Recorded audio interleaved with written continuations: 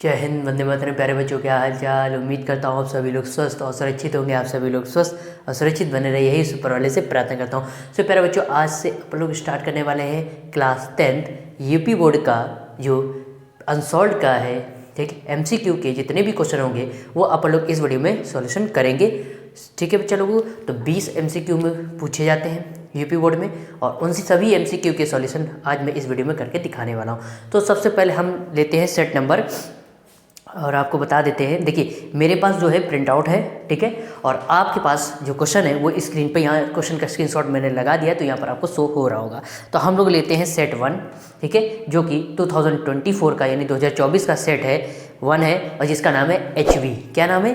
HV set का, जिसमें 20 MCQs के क्वेश्चन है उनका सॉल्यूशन करने वाले हैं। सो बच्चों, वीडियो को बड़ा ना करते हुए वीडियो को स्टार्ट करते हैं। And this is me Divyanshu Gupta. So let's get start video. So प्यारे बच्चों, आप लोगों को पहला क्वेश्चन मेरे व्हाइट बोर्ड पर स्क्रीनशॉट लगा दिया, सो हो रहा होगा, ठीक है। तो पहला क्वेश्चन को पढ़ते हैं। क्या कह रहा है? फर्स्ट क्वेश्चन ही कर रहा है, the maximum number of zeros of a cubic polynomial will be. Maximum number of zeros of a cubic polynomial will be. अब ध्यान से समझिएगा, किसी इक्वेशन होती है, ठीक है, जैसे पॉलिनोमियल होते हैं। अगर बात करें इसकी, ये ध्यान से देखिएगा, ये कैसा है? Linear polynomial. लीनियर पॉलिनोमियल का स्टैंडर्ड फॉर्म क्या होता है? ax plus B Y plus C. ये होता है लीनियर पॉलिनोमियल, क्योंकि यहाँ पर जितने भी वेरिएबल की डिग्री कितनी है वो क्या होती है? 1, इसलिए लीनियर पॉलिनोमियल बोला जाता है। क्वाड्रेटिक पॉलिनोमियल की अगर हम बात करते हैं, क्वाड्रेटिक पॉलिनोमियल क्या होता है? वो इसका स्टैंडर्ड फॉर्म होता है, जनरल फॉर्म होता है ax square plus bx plus C, या आप इसको ax, हाँ, ax square plus B X plus C. ये होता है क्वाड्रेटिक पॉलिनोमियल। क्यों? क्योंकि यहाँ पर वेरिएबल की हाईएस्ट पावर कितनी है? 2 है, यानी कि वेरिएबल की डिग्री 2 है, तो इसे क्वाड्रेटिक पॉलिनोमियल बोला जाएगा। अगर हम मान लीजिए क्यूबिक पॉलिनोमियल की बात करते हैं, तो वहाँ वेरिएबल वो उसका जनरल फॉर्म कैसे लिखते हैं? ये लिखते हैं ax cube plus B X square plus C X and plus D, ठीक है। तो यहाँ पर वेरिएबल की डिग्री कितनी है? वो है 3, इसलिए इसको क्या बोला जाता था? Cubic polynomial.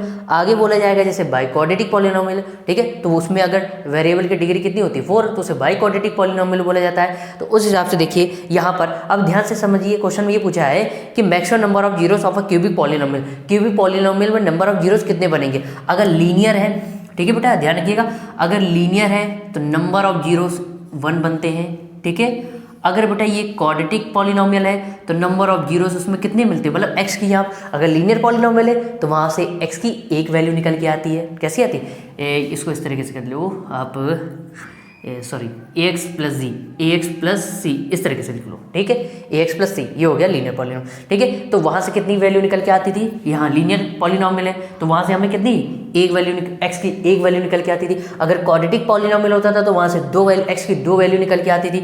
अगर क्यूबिक पॉलिनोमियल होता था तो x की कितनी, 3 वैल्यू निकल के आती थी। अगर पावर 4 होगा यानी बाई क्वाड्रेटिक पॉलिनोमियल होगा तो वहाँ से x की कितनी वैल्यू निकल के आएंगी? वहाँ से x की 4 वैल्यूज निकल के आएंगी, ठीक है बेटा। मतलब कि ये हुआ कि जितनी भी हाईएस्ट वो डिग्री होती है उतनी उसमें क्या होते हैं? जीरोस निकल के आते हैं उस पर्टिकुलर पॉलिनोमियल में जो क्वेश्चन में पूछा गया है। अगर लीनियर है तो 1 जीरोस मिलेगा, क्वाड्रेटिक पॉलिनोमियल है तो 2 जीरोस मिलेंगे, क्यूबिक पॉलिनोमियल है तो 3 जीरोस मिलते हैं। आई होप आपको बिंदास तरीके से समझ में आ गया होगा क्वेश्चन नंबर 1। तो इसका सॉल्यूशन कौन सा है? Option number B is correct, ठीक। कितने जीरोस होंगे इसमें? क्यूबिक पॉलिनोमियल में 3, क्योंकि इसकी डिग्री कितनी है? 3, इसलिए इसमें जीरोस कितने होंगे? 3। आई होप आपको बिंदास तरीके से क्वेश्चन नंबर 1 समझ में आ गया होगा। बट अपनी कॉपी नोट्स बनाने के लिए स्क्रीन ड्रॉ लीजिए, फिर आगे बात करते हैं। बट नेक्स्ट क्वेश्चन की बात करेंगे, बट इन, ठीक, आगे, ठीक है। सो प्यारे बच्चों, आई होप आपको क्वेश्चन नंबर 1 बिंदास तरीके से समझ में आ गया होगा। अब आइए नेक्स्ट क्वेश्चन नंबर 2 की बात करते हैं, ठीक है। अब ध्यान से देखिएगा, क्वेश्चन नंबर 2 क्या कहता है, मैं अपनी सीट पे पढ़ा रहा हूँ और आप लोगों का जो क्वेश्चन नंबर 2 का स्क्रीनशॉट है वो आपको स्क्रीन पे शो हो रहा होगा। तो क्वेश्चन नंबर 2 ये कहता है, prime factor of the number 140 will be. 140 के आपको प्राइम फैक्टर्स करने हैं और उसका आंसर मैच करना है। सो बच्चा ध्यान से समझिएगा, इसके प्राइम फैक्टर करते हैं, सबसे छोटा प्राइम नंबर होता है 2। सो फर्स्ट ऑफ ऑल 2 से इस 140 को डिवाइड करेंगे, 2 7 जा 14, 70 आएगा। अगेन 2 से डिवाइड हो रहा है तो अगेन 2 से डिवाइड करेंगे, 2 3 जा 6 एंड 2 5 जा 10। अभी 2 से डिवाइड नहीं हो रहा है तो नेक्स्ट प्राइम नंबर होता है बेटा 3 से डिविजिबल नहीं है। नेक्स्ट प्राइम नंबर होता है 5 से डिविजिबल है, यानी 5 7 जा 35। ये 7 एक खुद प्राइम नंबर है तो 7 7 से ही डिविजिबल होगा। सो बेटा 140 के क्या क्या फैक्टर्स आ गए? ये आ गया बेटा 2 इंटू 5 इंटू 7। 2 कितनी बार है? 2 बार है तो 2 की पावर 2 लिखेंगे, 5 एक बार है, 7 एक बार, आप चाहे तो पावर 1 1 लगा सकते हैं। तो 140 के फैक्टर्स क्या हो गए, वो हो गए 2 की पावर 2, 5 की पावर 1 एंड इंटू 7। सो कौन सा ऑप्शन करेक्ट है? सो ऑप्शन करेक्ट है बेटा कौन सा? Option number C. Option C is correct. Option C क्या है? करेक्ट है। आई होप आपको बिंदास तरीके से क्वेश्चन नंबर 2 भी समझ में आ गया होगा। ठीक है, तो अब नेक्स्ट क्वेश्चन की बात करते हैं, बट इन द नेक्स्ट इसके आगे बात करते हैं। ठीक है प्यारे बच्चों, अब आइए नेक्स्ट क्वेश्चन नंबर 3 की बात करते हैं। क्वेश्चन नंबर 3 क्या कहता है, आपको स्क्रीनशॉट शो हो रहा होगा स्क्रीन पर। The relationship between the dividend, divisor, divisor, question and reminder will be. ठीक है, तो इन चारों के बीच में क्या रिलेशन होता है? ये रिलेशन ये होता है, ध्यान रखिएगा, dividend dividend is equal to divisor into question plus reminder. अब आप कहोगे यानी कि कौन सा option? C option is correct. अब आप कहोगे भैया इसकी ट्रिक भी बता दो याद करने की, तो आपको ट्रिक भी बता देते हैं। डी दीदी क्यू रोटी, दीदी क्यू रोटी। अगर दीदी रूठ गई है तो उनको क्या कर लो भाई, मना लो जाकर। ठीक है, सो एक डी का मतलब क्या होता है? एक डी का मतलब होता है डिविडेंड। ठीक है, ये वाले डी का मतलब होता है डिवाइजर, क्यू का मतलब होता है क्वेश्चन, और रोटी में आर का मतलब होता है रिमाइंडर। आई होप ये ट्रिक आपको बिंदास तरीके से समझ में आ गई होगी और बिंदास भी लगी होगी। अपने सजेशन कमेंट करके जरूर बताइएगा। फिलहाल अब नेक्स्ट क्वेश्चन नंबर की 4 की बात करते हैं, बट इसके बाद। ठीक है, सो फिर बच्चों अब आइए नेक्स्ट क्वेश्चन नंबर 4 की बात करते हैं। क्वेश्चन नंबर 4 क्या कहता है, आपको स्क्रीन पे शो हो रहा होगा। क्या है? The solution of a pair of linear equations. कौन कौन सी इक्वेशन? x + 2y + 5 बराबर 0। और सेकंड क्वेश्चन दिया है मेरी शीट में -3x - 6y + 1 is equal to 0 will be. तो इनका सॉल्यूशन क्या होगा ये हमें यहाँ पर बताना है। सो आपको 4 ऑप्शन दिए हुए हैं। ठीक है, तो ये आपको पता है चैप्टर नंबर 3 यानी पेयर ऑफ लीनियर इक्वेशन का क्वेश्चन है। वहाँ पर 3 कंडीशन होती थी। अगर a1/v2 is not equal to b1/v2 तो वहाँ पर क्या होता था? यूनिक सॉल्यूशन मिलता था, और इस केस को हम लोग बोलते थे इंटरसेक्टिंग लाइंस। ठीक है, सेकंड केस होता था कि a1/a2 is equal to b1/b2, ठीक है, is not equal to c1/c2, तो वहाँ पर पैरेलल लाइन मिलती थी, जिसका दूसरा नाम इनकंसिस्टेंट भी था। और वहाँ पर क्या मिलता था? आपका नो सॉल्यूशन, क्योंकि लाइन पैरेलल थी। जब दो लाइनें आपस में पैरेलल होंगी, दो लाइन एक दूसरे को कट ही नहीं करेंगे, तो वहाँ पर क्या? नो सॉल्यूशन मिलता था। तीसरी कंडीशन होती थी कि a1/a2 is equal to b1/b2 is equal to c1/c2, मतलब तीनों रेशियो a, b और c के तीनों रेशियो अगर बराबर होते थे तो वहाँ पर हमें कोइंसिडेंट केस मिलता था, और यहाँ पर इनफाइनाइटली सॉल्यूशन मिलते थे। ठीक है, अब आइए ध्यान से समझिएगा भाई। चलिए अब यहाँ पर देखिए, फर्स्ट ऑफ ऑल पहली इक्वेशन दी है उसको जनरल इक्वेशन से कंपेयरिंग करेंगे, a1x + b1y + c1 से कंपेयरिंग करेंगे, तो यहाँ से a1 b1 और c1, ठीक है, इसकी वैल्यू मिल जाएगी पहली इक्वेशन से। a1 की वैल्यू आई है 1, b1 की वैल्यू आई है 2 और c1 की वैल्यू आई है 5। सेकंड इक्वेशन को सेकंड जनरल लीनियर इक्वेशन से कंपेयरिंग करेंगे, तो a2x + b2y + c2 बराबर 0 से, तो a2 की वैल्यू आई -3, b2 की वैल्यू आई -6 और c2 की वैल्यू आई 1। तो a1/a2 निकाला, a1 की जगह 1 रखा, a2 की जगह -3 रखा, जिससे -1/3 आ गया। b1/b2 निकालते हैं, b1 कितना है बेटा 2/6 है, इसको सॉल्व करेंगे तो -1/3 आएगा। तो देखिए a और b का रेशियो आपस में बराबर आ गया, इसलिए हम c1/c2 के लिए भी रेशियो चेक करेंगे। c1 कितना है 5, c2 कितना है 1, रख दिया तो 5/1 रेशियो आ गया। अब देखिए a1/a2 is equal to b1/b2 but not equal to c1/c2, मतलब a और b के रेशियो बराबर है, लेकिन जो a और b के रेशियो वो c के बराबर नहीं है। इसका मतलब कौन सा केस है? ये सेकंड केस है, जिसे हम पैरेलल बोलते हैं। और यहाँ पर जो दो लाइनें पैरेलल हों, जब दो लाइनें, ये मान लीजिए L1 लाइन है और ये बेटा L2 लाइन है, जब दो लाइनें पैरेलल होती हैं और एक दूसरे को कभी इंटरसेक्ट ही नहीं करेंगे, तो वहाँ पर कितने सॉल्यूशन मिलते हैं? No solution. तो कौन सा ऑप्शन करेक्ट है? तो पहला ऑप्शन आपको जैसे कि दिख रहा होगा मेरे स्क्रीन पे, यूनिक सॉल्यूशन बोल रहा है, नहीं यूनिक है नहीं। 2 सॉल्यूशन नहीं है, ठीक है। इनफाइनाइटली मेनी सॉल्यूशन, ये भी नहीं होगा। डी ऑप्शन करेक्ट होगा, नन ऑफ दी अबव, ठीक है। इनमें से कोई भी ऑप्शन करेक्ट नहीं है, यानी कि ऑप्शन डी इज करेक्ट। आगे बात समझ में बिंदास तरीके से आपको क्वेश्चन नंबर 4 का सॉल्यूशन समझ में आ गया होगा। तो अपनी कॉपी में स्क्रीन नोट्स बनाने की स्क्रीनशॉट ले लीजिए, फिर नेक्स्ट की बात करते हैं, ठीक है। सो मेरे बच्चों अब आइए नेक्स्ट क्वेश्चन नंबर 5 की बात करते हैं। स्क्रीनशॉट आपको स्क्रीन पे शो हो रहा होगा। क्वेश्चन नंबर 5 क्या कहता है? Common difference of the for the arithmetic progression. एक एपी दी है जो कि है -1 -3 -5 -1 3 7 is equal to and so on the. इसका हमें कॉमन डिफरेंस पता कर रहा है। कॉमन डिफरेंस को जैसे कि आपको पता है, कॉमन डिफरेंस को हम लोग डी से डिनोट करते थे। अब उसमें क्या करते थे? a2 - a1, यानी सेकेंड टर्म को से फर्स्ट टर्म को माइनस करते थे। तो a2 कितना है बेटा -1 माइनस a1 कितना है -5। ये क्या होता था बेटा? ये होता था a1, ये क्या होता था बेटा? ये a2, ये थर्ड टर्म, ये फोर्थ टर्म होता था, ठीक है बेटा। सो इसको अगर हम सॉल्व करते हैं तो ये हो जाएगा -1 + 5, और इसको सॉल्व करेंगे तो क्या आता था? +4। और अपनी तसल्ली के लिए आगे और टर्म को सॉल्व कर सकते हैं, a3 - a2 करके देख लो भाई। तो यानी कि इससे इसको माइनस कर लो, तो 3 - -1, इसको सॉल्व करेंगे तो 3 प्लस का 1 कितना आएगा बेटा 4 आता था। ठीक है, और अपनी तसल्ली के लिए आगे और टर्म को सॉल्व करना चाहो तो और टर्म को सॉल्व कर लो, तो A4 माइनस मतलब इसको सॉल्व करूँगा तो 7 माइनस 3 कितना आएगा 4। इसका मतलब देखिए कॉमन डिफरेंस कितना आ रहा है 4। इसका मतलब कौन सा ऑप्शन करेक्ट है? I think option D is correct. Yes, option D is correct.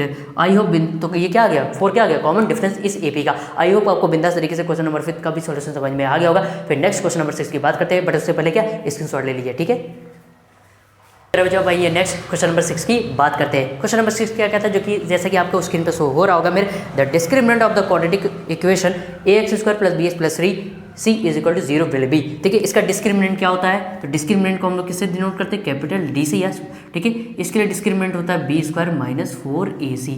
बस जी हाँ, कौन सा ऑप्शन में b² - 4ac आपको समझ में आ रहा है? b² - 4ac आपका आ रहा है, option C is correct. I hope बिंदास तरीके से क्वेश्चन नंबर 6 समझ में आपको आ गया होगा। अब नेक्स्ट क्वेश्चन नंबर 7 की बात करते हैं, बट उससे पहले क्या ले लीजिए स्क्रीन शॉट। सो पहले बच्चों अब ये नेक्स्ट क्वेश्चन नंबर 7 की बात करते हैं। जैसा कि स्क्रीन शॉट आपको मेरे स्क्रीन व्हाइट बोर्ड पर हो रहा होगा। क्वेश्चन 7 को रीड आउट करते हैं। Distance between the points, 2 point दिए हैं, एक 2,3 इसको हमने ए मान लिया, बी वाला पॉइंट दिया 4,1। ठीक है, इनके बीच की हमें डिस्टेंस पता करनी है। सो पहले बच्चों आपको पता है, ठीक है, डिस्टेंस बिटवीन 2 पॉइंट, अगर आपको ए बी के बीच की डिस्टेंस निकालनी है, इसके लिए फॉर्मूला होता था x2 - x1 का whole square plus y2 - y1 का होल ऑफ स्क्वायर। ठीक है, आप चाहे तो आपने कई लोगों ने आप लोगों में से कई लोगों ने x1 - x2 का होल स्क्वायर पढ़ा होगा प्लस y1 - y2 का होल स्क्वायर, तो वो भी सही है, दोनों से ही आंसर आपका सेम आएगा। ठीक है, ये क्या होता था बेटा? ये होता था x1, ये y1 की वैल्यू, ये x2 की वैल्यू और ये y2 की वैल्यू। MCQ में है इसलिए हम ज़्यादा लबेड़ नहीं पाल रहे हैं। ठीक है, डायरेक्ट सॉल्व करते हैं बेटा लोगों। x2 कितना है 4, x1 कितना है 2 रख दिया का होल स्क्वायर प्लस y2 कितना है बेटा 1, y1 कितना है बेटा 3 का होल स्क्वायर। देखिए 4 - 2 कितना होता है 2 का स्क्वायर हो जाएगा बेटा ये। फिर ये इसको सॉल्व करेंगे तो कितना आ जाएगा? ये हो जाएगा -2 का होल ऑफ स्क्वायर। 2 का स्क्वायर कितना होता है बेटा? ये होता है 4 प्लस -2 का स्क्वायर, माइनस का स्क्वायर प्लस हो जाता है, 2 का स्क्वायर कितना हो जाएगा 4। 4 और 4 क्या होता है 8। 8 का अंडर रूट होता है 2 √2 यूनिट। यानी कौन सा ऑप्शन करेक्ट है? √8 आपको निकालना आता होगा। नहीं आता है तो एक बार चलो देख लो, जिन बच्चों को नहीं आता है भाई। 2 से इसको डिवाइड करेंगे 2 4 जा 8, अगेन 2 से डिवाइड करेंगे 2 2 जा 4, अगेन 2 से डिवाइड करेंगे 2 1 जा 2। अब ध्यान से समझना, ये देखिए 8 का अंडर रूट आया है, क्या है इसके फैक्टर आए, 8 के फैक्टर क्या है? पहले तो फर्स्ट ऑफ ऑल जो अंदर नंबर दिया होगा उसके प्राइम फैक्टर्स करते हैं, जो फैक्टर है उनको अंदर लिख लो। इनमें से देखो किसका पेयर बनना है 2 का पेयर बनना है, तो उसको एक बार बाहर निकालो, जिसका पेयर नहीं बन रहा वो घर के अंदर ही रहेगा। यानी कौन सा ऑप्शन करेक्ट हो जाएगा बेटा? Option B is correct, 2 √2 unit. I hope बिंदास तरीके से आपको क्वेश्चन नंबर 7 में समझ में आ गया हो, 2 पॉइंट के बीच के डिस्टेंस से। ठीक है, अब आइए नेक्स्ट क्वेश्चन नंबर 8 की बात करते हैं, बट उससे पहले स्क्रीनशॉट ले लो बेटा लोगों। सो पहले बच्चों अब आइए नेक्स्ट क्वेश्चन नंबर 8 की बात करते हैं। स्क्रीनशॉट आपको मेरे व्हाइट बोर्ड पर हो रहा होगा। चलिए क्वेश्चन को पढ़ते हैं। If the roots of the quadratic equation 3x² - 12x + m = 0 are equal then the value of m will be. यहाँ पर आपको पता है रूट्स की बात हो रहा है, यानी कि चैप्टर नंबर 4 क्वाड्रेटिक इक्वेशन का क्या हो गया, ये हो गया आपका क्वेश्चन हो गया। यहाँ पर 3 केस होते थे। पहला क्या होता था? अगर discriminant it means b² - 4ac की वैल्यू अगर ग्रेटर देन 0 होता था तो रूट्स कैसे होते थे? रियल होते थे और बट अनइक्वल, मतलब इक्वल नहीं होते थे, डिस्टिंक्ट होते थे, मतलब x की 2 अलग अलग वैल्यू आती थी। सेकंड कंडीशन होती थी अगर b² यानी डिस्क्रिमिनेंट b² - 4ac की वैल्यू अगर लेस देन 0 यानी माइनस में आ जाती थी, तो वहाँ पर नो रियल रूट्स यानी x का एक भी मान पॉसिबल नहीं होता था। तीसरी कंडीशन होती थी अगर b² - 4ac की वैल्यू क्या हो जाए? ग्रेटर देन इक्वल टू 0 या 0 हो जाए, तो यहाँ पर रूट्स कैसे होते थे? रियल होते थे और इक्वल होते थे, मतलब x की 2 सेम वैल्यू आती थी। यहाँ पर क्या बोला है इस क्वेश्चन में? बोला है रूट्स कैसे इक्वल है। ठीक है, तो यहाँ पर कौन सा डिस्क्रिमिनेंट का रूल लग जाएगा? ये वाला। सो फर्स्ट ऑफ ऑल इसको कंपेयरिंग करेंगे किससे? General standard form of a quadratic equation से, ax² + bx + c = 0 से। तो a की वैल्यू बेटा यहाँ पर कितनी लिखी हुई है? a की वैल्यू है बेटा 3। फिर b की वैल्यू बेटा कितनी लिखी हुई है? b की वैल्यू है -12 एंड c की वैल्यू दी है m। यहाँ चूँकि आपको पता है b² - 4ac बराबर क्या होता है 0। b की जगह कितना रखेंगे बेटा? ये हो जाएगा -12 का स्क्वायर -4 इंटू a की जगह बेटा 3 रख देंगे और c की जगह कितना दिया m रख देंगे। 12 का स्क्वायर कितना होता है 144, माइनस का स्क्वायर करोगे तो प्लस हो जाएगा, 12 का स्क्वायर 144। इनको मल्टीप्लाई करेंगे, ये हो जाएगा 12m इज इक्वल टू 0। ये 144 इधर ही रहने दो, माइनस का 12m उधर जाकर किसका हो जाएगा, प्लस का हो जाता है। m इधर देखो मल्टीप्लाई में, इसको इधर शिफ्ट करके ले आओ, तो इधर जब आएगा तो कोई नंबर उधर मल्टीप्लाई में हो, और जब उसको दूसरी तरफ लेके आओगे तो किसमें हो जाता है, डिवाइड से। 12 से इसको डिवाइड करोगे कितना आएगा, 12, यानी कि m की वैल्यू कितनी आएगी, m की वैल्यू आ गई 12। यानी कौन से ऑप्शन करेक्ट हो गया मेरे यारा, ये ऑप्शन करेक्ट हो गया, डी ऑप्शन इज करेक्ट हो गया मेरे यारा, क्योंकि आंसर आ रहा है 12, एम की वैल्यू क्या आ गई 12। आई होप बिंदास तरीके से आपको क्वेश्चन नंबर 8 का भी सॉल्यूशन समझ में आ गया होगा। अब क्वेश्चन नंबर 9 की बात करते हैं, बट उससे पहले क्या ले लो, स्क्रीन शॉट। सुपर बच्चों, अब आइए नेक्स्ट क्वेश्चन नंबर 9 की बात करते हैं। क्वेश्चन नंबर 9 क्या कहता है, स्क्रीन शॉट स्क्रीन पे शो हो रहा होगा। अब आइए नेक्स्ट क्वेश्चन नंबर 9 को रीड आउट करते हैं। मेरे पास मेरे सामने वो रखा है, क्या बोलते हैं, PDF रखी है, ठीक है। तो आइए ध्यान से समझिएगा, उसका प्रिंट रखा है तो उससे हम पढ़ते हैं। Triangle ABC is an equilateral triangle of side 2A। एक इक्विलेटरल ट्राइंगल ABC है। इक्विलेटरल ट्राइंगल क्या होता है, हिंदी में बोलते हैं समबाहु त्रिभुज। इसका मतलब ये होता है कि जिसकी तीनों भुजाएं क्या होती हैं, इक्वल होती है, मतलब ऑल 3 साइड्स आर इक्वल। इस टाइप के ट्राइंगल को हम लोग क्या बोलते हैं, इक्विलेटरल ट्राइंगल है। तो जिसकी साइड दी है 2A, then the length of its altitude will be. तो हमें ये पता करना है इसमें जो ट्राइंगल में एल्टीट्यूड बनेगा। अब बोला है ट्राइंगल की जो साइड है उसकी लेंथ दी है 2A, इसका मतलब ट्राइंगल की ऑल साइड्स इक्वल है, तो सारी साइड की लेंथ कितनी हो जाएगी, ये भी 2A, ये भी क्या हो जाएगी 2A हो जाएगा। यहाँ पर एक एल्टीट्यूड ड्रॉ किया जा रहा है, ये क्या हो रहा है, ये एल्टीट्यूड है बेटा। ये A से B में क्या ड्रॉ कर दिया बेटा, ABC, इसको नाम दे दिया हमने D, इस पॉइंट को हमने नाम दे दिया D। देखिए AD क्या हो गया, एल्टीट्यूड हो गया। तो इस एल्टीट्यूड की हमें क्या पता करनी, लेंथ पता करनी है, ठीक है। इस AD की लेंथ पता करनी है। सो अब क्या करोगे, ध्यान समझिए, ये पूरी लेंथ कितनी है 2A, तो इतनी ये कितनी हो जाएगी बेटा, ये हो जाएगी, क्योंकि ये परपेंडिकुलर ड्रॉ कर रहे हैं, तो ये पार्ट और ये पार्ट आपस में कैसे होते हैं, बराबर हो जाते हैं, ठीक। ये A है तो ये भी कितना हो जाएगा, B से लेकर D तक भी A हो जाएगा, और D से लेकर C तक, यानी C से लेकर D तक भी कितना हो जाएगा A, और A मिला के कितना हो जाएगा 2A हो जाता है, ठीक है। अगर आप ध्यान से देखो, अब चाहे तो इधर से निकालो चाहे इधर से, उससे आपकी मर्जी, हम इधर से लेते।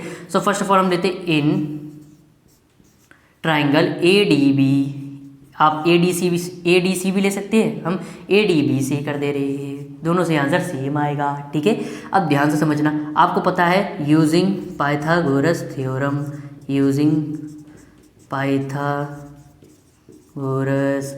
बाबा को तो याद ही किया होगा आप लोगों ने, ठीक है।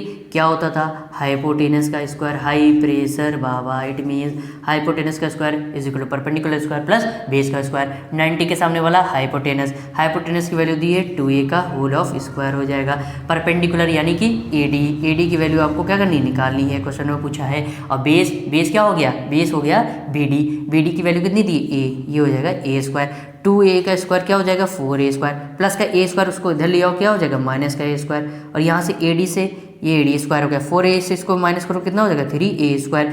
यहाँ से AD है, स्क्वायर हटेगा इधर क्या लग जाएगा बेटा अंडर रूट, ठीक है। तो ये हो जाएगा अंडर रूट 3, और A के ऊपर स्क्वायर लगा है तो अंडर रूट के बाहर आ जाएगा, तो विदाउट स्क्वायर के बाहर आ जाएगा। इसका मतलब ये है इस एल्टीट्यूड, यानी कि एल्टीट्यूड की लेंथ कितनी आ गई, इस एल्टीट्यूड की वैल्यू आ गई बेटा आपकी कितनी आ गई बेटा, एल्टीट्यूड की the length of altitude will be under root 3A। I hope बिंदास तरीके से आपको क्वेश्चन नंबर 9 का सॉल्यूशन समझ में आ गया। यानी ये जो एल्टीट्यूड AD है उसकी वैल्यू कितनी आई, अंडर रूट 3A, तो इसकी लेंथ आ गई, एल्टीट्यूड AD की लेंथ आ गई under root 3A। I hope बिंदास तरीके से आपको क्वेश्चन नंबर 9 का सॉल्यूशन समझ में आ गया होगा। अब नेक्स्ट क्वेश्चन नंबर 10 की बात करते हैं, बट उससे पहले क्या ले लो, स्क्रीन शॉट, ठीक है बच्चा लोगों। सो अब आइए प्यारे बच्चों क्वेश्चन नंबर 10 की बात करते हैं। स्क्रीन शॉट आपको यहाँ पर शो हो रहा होगा मेरे व्हाइट बोर्ड पर। क्वेश्चन नंबर 10 क्या कहता है, mean of the following table will be, ठीक है। तो एक टेबल दी है जिसमें क्लास इंटरवल दिया 1 से 3, 3 से 5, 5 से 7, 7 से 9, 9 से 11, ध्यान रखना, ठीक। अभी आगे बात करते हैं, फ्रीक्वेंसी दी है, फ्रीक्वेंसी को हम लोग FI से दिखाते हैं, 3 2 4 2 3, ठीक है, ये दी है फ्रीक्वेंसी।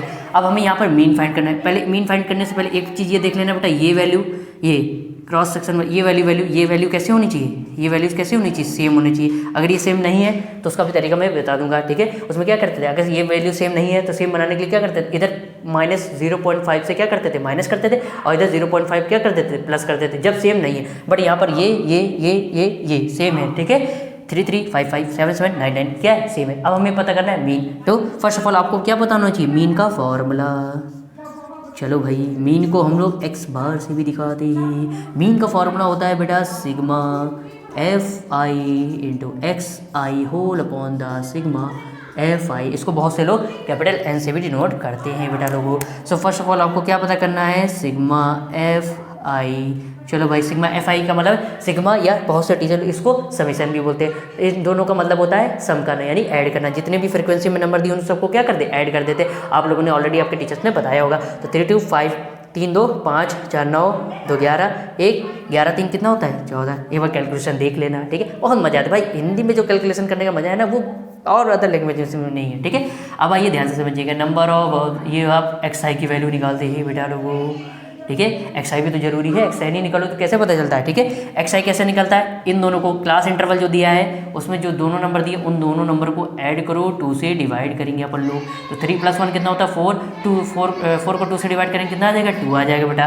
फिर अगेन क्लास इंटरवल में अगला नंबर दिए है 3 और 5, इन दोनों को ऐड करेंगे अपन लोग और 2 से डिवाइड करेंगे। तो 5 3 होता है 8 और को 2 से डिवाइड करेंगे कितना हो जाएगा 4 हो जाएगा। अब 7 5 5, अभी इसी चीज़ में एक बढ़िया ट्रिक भी आपको बताएंगे। तो 5 7 को ऐड करो 12 हो जाएगा, 2 से डिवाइड करेंगे कितना आ जाएगा 6 आ जाएगा। 7 और 9 को ऐड करो 2 से डिवाइड करोगे कितना, ये 16 आएगा। 16 को 2 से डिवाइड करेंगे 8 आएगा।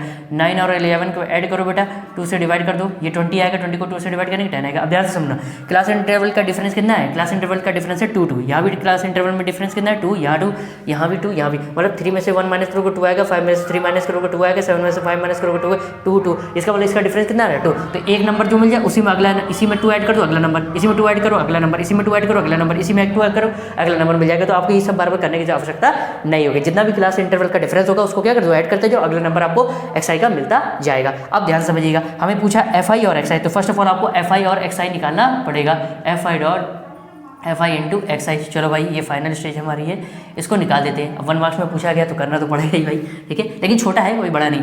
3 × 2 ये एफ आई हो गया, ये एक्स आई कितना हो जाएगा बेटा, ये हो जाएगा 6। 2 × 4 कितना हो जाएगा बेटा 8। 4 × 6 डेसिमल नहीं है ध्यान रखना, कितना हो जाएगा 24। आप डेसिमल समझ लो। 2 × 8 कितना हो जाएगा F I X I 16। F I X आई 3 × 10 कितना हो जाएगा बेटा, ये हो जाएगा 30। अब इसको क्या करते हैं सिग्मा यानी summation sigma F I X I.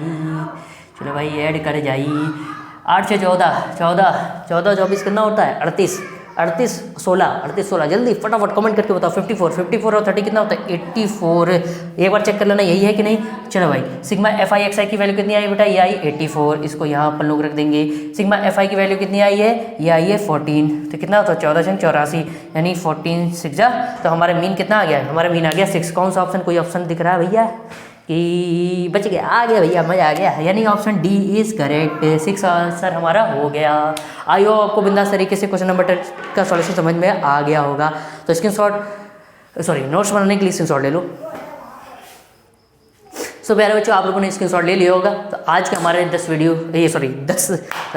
10 question के जो सॉल्यूशन है वो समाप्त होते हैं। अगले वीडियो में पार्ट 2 में हम आपके इसी के आगे क्वेश्चन नंबर 11 से 20 का सॉल्यूशन करेंगे। So thank you so much for watching this video. उससे पहले एक चीज़ बता दूं कि आपके जितने भी मित्र हों, जितने भी दोस्त हो, जितने भी फ्रेंड सर्कल हो या आपका पढ़ाई वाला कोई भी ग्रुप हो, उसमें इस वीडियो को सेंड कर दो ताकि उन बच्चों का भी भला हो सके। ये सब PYQs ही मैं करा रहा हूँ, आप चाहे तो HV सेट में देख लेना, ठीक है। सेट नंबर 1 है 2024 का यूपी बोर्ड का, चेक जरूर कर लेना, ठीक है। और ठीक है, तो आई होप आपको 10 क्वेश्चन का सॉल्यूशन बिंदास तरीके से समझ में आ गए होंगे। किसी क्वेश्चन में कोई डाउट हो रहा है तो मुझे आप कमेंट करके जरूर बताइएगा, मैं आपको कमेंट का रिप्लाई अवश्य करूंगा, करने की कोशिश करूंगा, ठीक है।